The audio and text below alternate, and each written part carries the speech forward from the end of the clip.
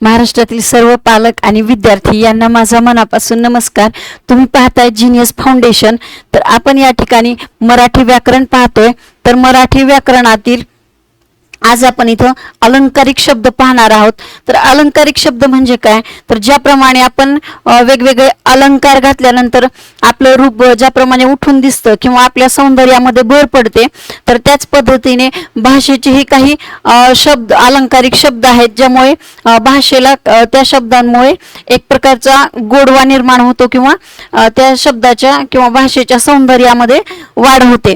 तर ते अलंकारिक शब्द आज आपण इथे पाहणार आहोत. तर चला तर पाहूया अलंकारिक शब्द. पहिला शब्द आहे कुबेर. तर कुबेर म्हणजे अतिशय श्रीमंत माणूस. म्हणजे आपल्या सर्वांना माहिती आहे की कुबेर ही काय, धनाची देवता किंवा संपत्तीची देवता मानली जाते.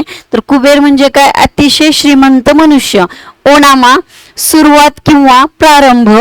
अळवावरचे पाणी म्हणजे फार काळ न टिकणारे. म्हणजे एखाद्या माणसाचा राग असतो की तो फार काळ म्हणजे रागावलेला नाही राहू शकत. म्हणजे त्या व्यक्तीचा राग म्हणजे काय, अळवावरचे पाणी म्हणजे फार काळ न टिकणारे. अक्षरशत्रू निरक्षर किंवा अडाणी किंवा ज्याला शिक्षणाचा कुठलाही गंध नाही असा. उंबराचे फूल म्हणजे दुर्मिळ वस्तू. कवडी चुंबक म्हणजेच अतिशय कंजूस माणूस म्हणजे काटकसरीने राहणारा. कळसूत्री बाहुले म्हणजे इतरांच्या बोलण्याप्रमाणे वागणारा किंवा समोरचा जे म्हणेल त्या पद्धतीने वागणारा म्हणजे कोण, कळसूत्री बाहुले म्हणजे इतरांच्या बोलण्याप्रमाणे वागणारा.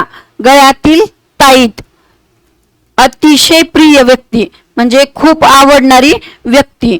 खुशाल चेंडू म्हणजेच चैनीखोर माणूस. त्यानंतर आहे गोगलगाय. गोगलगाय म्हणजे गरीब किंवा निरुपद्रवी मनुष्य. म्हणजे गोगलगाय हा प्राणी असा आहे की ज्याचा आपल्या कुठल्या इतर कोणालाही त्याचा त्रास होत नाही. म्हणून गोगलगाय म्हणजे काय, निरुपद्रवी मनुष्य. गरीब किंवा निरुपद्रवी मनुष्य. निरुपद्रवी म्हणजे ज्याचा इतरांना कसलाही त्रास होत नाही असा. पुढचा शब्द आहे कुंभकर्ण. कुंभकर्ण म्हणजे काय, अतिशय झोपाळू किंवा जास्त झोप घेणारा. खेटराची पूजा म्हणजेच अपशब्दाने खरडपट्टी काढणे. कूपमंडूक म्हणजेच संकुचित वृत्तीचा म्हणजे आपल्या स्वतःपुरता विचार करणारा माणूस म्हणजे कोण, कूपमंडूक म्हणजे स्वतःपुरताच संकुचित वृत्ती असलेला. घोरपड. घोरपड म्हणजे चिकाटी धरणारा. पुढचा शब्द आहे गुरुकिल्ली.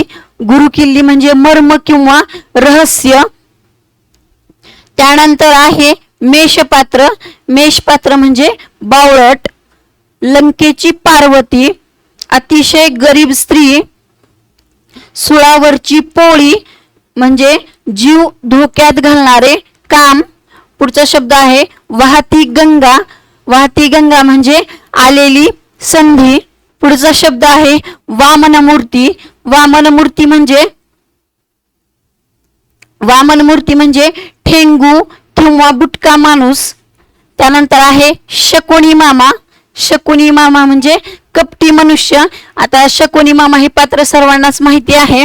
शकुनी मामा कोण होता, कौरवांचा मामा होता. तर तो अतिशय धूर्त किंवा कपटी होता.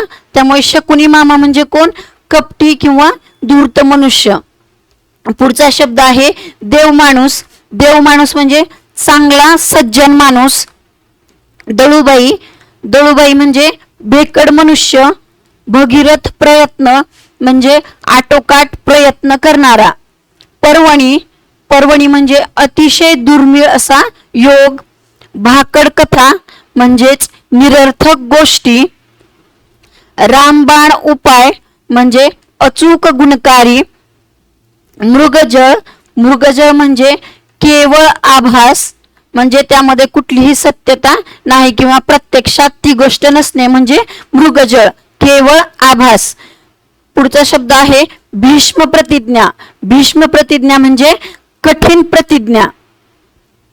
तर सर्वांना तुम्हाला आज आपण इथे अलंकारिक शब्द जे घेतलेले आहेत ते सर्वांनी पाठ करून ठेवा. आणि ह्या शब्दाचा तुम्हाला सर्व स्पर्धा परीक्षेसाठी नक्की या ठिकाणी फायदा होणार आहे। आणि तुम्ही जर यापूर्वी आपल्या चॅनलला व्हिजिट दिली नसेल तर नक्की चॅनलला एकदा व्हिजिट द्या आणि अशाच प्रकारचे मराठी व्याकरणाचे वेगवेगळे व्हिडिओज आपल्या या चॅनलवरती अपलोड होत राहणार आहेत। आणि आपल्या चॅनलवरती जीनियस फाउंडेशन निवासी कार्यशाळेचे जे मुलं आहेत तर त्या मुलांचेही वेगवेगळे खेळाचे किंवा जे आमचे क्लासेस आहेत त्या क्लासेसचे वेगवेगळे व्हिडिओ ही आपल्या चॅनलवर आहेत। तर नक्की आपलं चॅनल तुम्ही सबस्क्राईब करा आणि ज्यांना कोणाला ऑनलाईन क्लास 4थी स्कॉलरशिप 7वी स्कॉलरशिप तसेच NMS चे वेगवेगळ्या स्पर्धा परीक्षेचे क्लास जर तुम्हाला लावायचे असतील तर नक्कीच आपल्या या ठिकाणी जीनियस फाउंडेशनचे ऑनलाईन आणि निवासी असे दोन्ही पद्धतीचे क्लास या ठिकाणी उपलब्ध आहेत। आणि तुम्हाला जर व्हिडिओ आवडला असेल तर नक्कीच लाईक करा आणि आपल्या चॅनलला सबस्क्राईब करा। धन्यवाद।